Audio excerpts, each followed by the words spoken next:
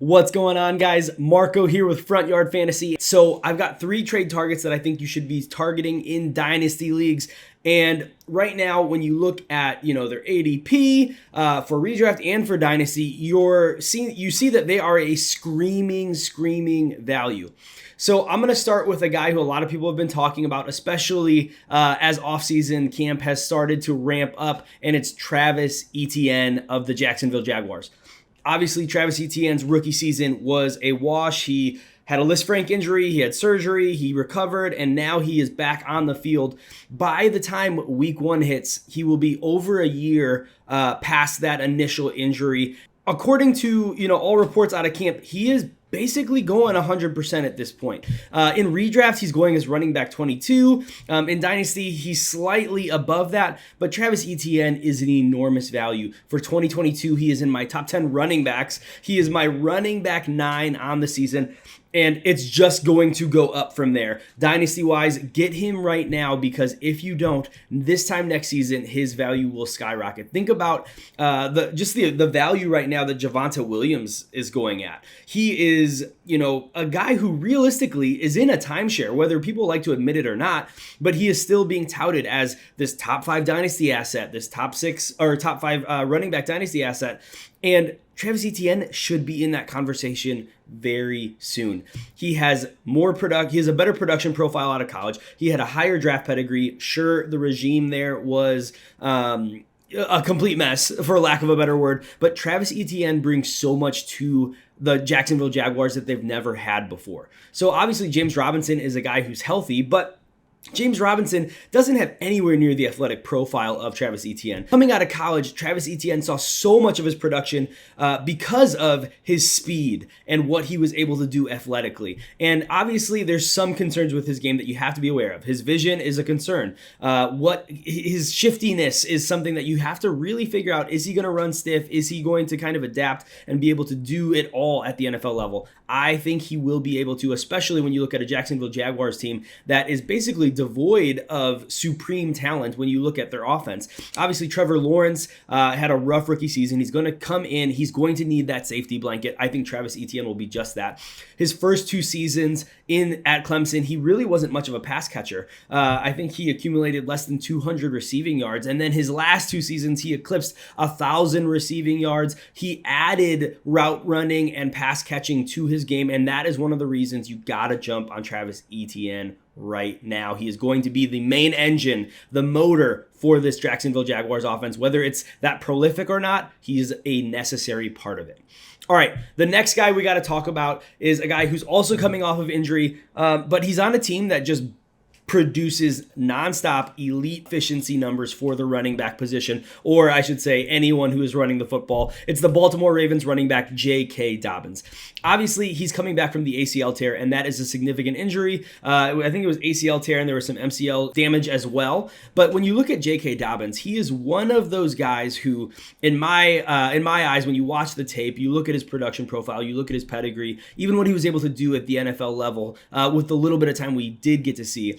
He is right in that conversation with Nick Chubb as one of the better pure runners in the NFL. We haven't gotten to see a ton of that, obviously, because of this ACL injury. Coming back from that injury, he is still valued right now around running back 25 for 2022, and he is much better than running back 25. For 2022, I've got him as my running back 20 on the season, but he's got tremendous upside. It depends how early he gets on the field, and that's part of the reason why I've got him down at running back 20. But he could easily be averaging 5.6 yards per carry on this offense. He is set up on an offense that we have seen succeed when it utilizes the running backs and the tight ends, and obviously Lamar Jackson as well. But Lamar Jackson's rushing, sure, it takes away some of the rushing opportunity, but it really actually kind of helps J.K. Dobbins, because it's one of those things where the defense doesn't know who's going to be running the ball. And they've got a couple other running backs there. Tyler Beatty was drafted. Gus Edwards is also coming back from an ACL tear. But J.K. Dobbins is the most complete running back that they've got on this team, and he is a very talented player. He could see in this offense, with how efficient they look to be and continue to be, he could see upwards of 10 touchdowns as early as 2022. So he's one of those guys, similar to Travis Etienne, where when you look at the dynasty value this player is going to have next season, it's going to be a completely different game than what you can get him for right now. And J.K. Dobbins, I've seen J.K. Dobbins go for a lot of different things. I saw J.K. Dobbins go in a trade where the person who acquired J.K. Dobbins gave up Elijah Mitchell and a 2023 second. If you can do anything like that at all to get J.K. Dobbins, I am smashing that accept button, because here's the deal. Ultimately, Elijah Mitchell does have some questions and stuff like that, but he is a guy who can do one thing really well. We didn't see him catch the ball a ton. So any of those guys who aren't super involved in the passing down work, I think I'm okay packaging a future second, potentially a 2024 first in a deal for J.K. Dobbins. And you might be thinking, well, J.K. Dobbins doesn't do a ton in the receiving game. And I think that's a little bit overblown. I think he wasn't really utilized that way, but he can. I don't have him, catching 60 balls for the season, but with his rushing efficiency, similar to what I think we've seen from a Nick Chubb, a light version, but a Derrick Henry even, I think that's what we can expect from him. Maybe not in 2020 or 2022, but in 2023, we definitely can. And I think that's worth buying. So if he has that rushing efficiency, he adds on 35 catches, which is definitely doable in this offense that basically has Rashad Bateman and Mark Andrews as the pass catchers, and that's it. I think J.K. Dobbins is a lock. So go ahead, go get this guy while you still can. All right, the last guy I want to talk about, we'll keep this quick. He's a rookie coming out of Texas A&M, and it's Isaiah Spiller.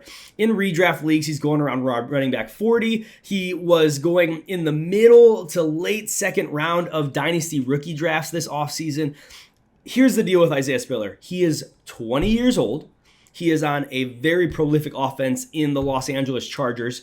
He is the 1B most likely to Austin Eckler's 1A. But Austin Eckler's also 26 years old. He's going to be turning 27 years old. And he is a guy who isn't really built to carry the bulk of the work. Last season, his carries between the tackles shot up tremendously. His red zone touches shot up tremendously. And obviously he was efficient with those. He did well with those. So the Chargers are still going to use him in those roles and in those opportunities, in those moments. But they need someone to give him a lesser load than he took on last year, especially running between the tackles. They've been searching for their 1B to Austin Eckler's 1A for quite some time, and they found it in Isaiah Spiller. Isaiah Spiller can run probably some of the most beautiful running from a young running back that you'll see almost out of any player in the league. I mean, his combination of vision, patience, footwork is something to just watch as a masterclass of tape when you look at what he does as a runner. He's not this brutal, aggressive runner, but it's really, really smooth. He has some moments where he can drop his shoulder. He's not small. He's 6'1", 215. And he is a guy who also can do a ton in the receiving game. He's a pretty good route runner. He's got to fine tune a couple things. He kind of floats at some of the tops of his routes, but running backs, really, that's kind of not a huge thing for them. So if Isaiah Spiller can just develop a little bit more of his route running, he is someone who, as early as next season, could take over the lead running back opportunities. We don't know what's going to happen with Austin Eckler health-wise or contract-wise. And so when you look at Isaiah Spiller, you look at a guy who in the next 3 seasons, because that's really what I'm kind of looking at, the next 3 seasons, what he's going to bring to you, and he's only going to increase in value. All the other running backs on this team have been really, really mediocre at best. Isaiah Spiller's finally going to come in, give them that 1B, and in 3 seasons, guess what? Isaiah Spiller's 23, which is the age that I believe Javonte Williams is turning this year in season. So that kind of tells you how young this guy is, and he is untapped potential. He's on a team that will know how to use him well, an analytics-driven coach. This is the team that Isaiah Spiller needed to land with. Either the Chargers or the Bills was my landing spot for Isaiah Spiller for him to succeed, and he ended up going with the Chargers. Go get him now. I saw Isaiah Spiller going for a number of things that I would be okay with. Isaiah Spiller for Damian Harris. If you are not a contending team right now, I am totally fine doing that. And even if you are, I'll let you guys know this. Isaiah Spiller is my running back 29 on the season. It's not a prolific, end of season ranking for him, but ultimately, he can bring you value even if Austin Eckler doesn't get hurt. And if Austin Eckler does get hurt, Isaiah Spiller catapults to that RB1 category. So he is a huge asset to go get. But, the Damian Harrises of the world, I'm okay doing. Damian Harris and a 2023 second. And I know there's going to be people on here who's like, I'm not going to give a 2023 second for a backup running back. Here's what I'll tell you. You need to target running back specifically who are one situation away from inheriting enormous volume, and that is Isaiah Spiller. Those are the guys that you get cheap and you can pay out, that can pay out huge for you in a year or 2 years or even this season if things were to go wrong for Austin Eckler. But like I said, even if he doesn't, Isaiah Spiller, I've got him projected for just over 180 touches on the season, kind of encapsulating everything that this team wants to do, whether it be through the running game or through the air as well. So go get Isaiah Spiller. If you guys have any questions at all about what you should be trading, you can either drop them below. I'll check out and get to as much as I can, or you can find me on Twitter at Marco_14P. My DMs are open for questions about these running backs, about your dynasty team, whatever you guys want to do. Hit me up on Twitter at Marco_14P. I'll get to any questions that you guys have. Thanks for hanging out, and we'll see you next time. Peace.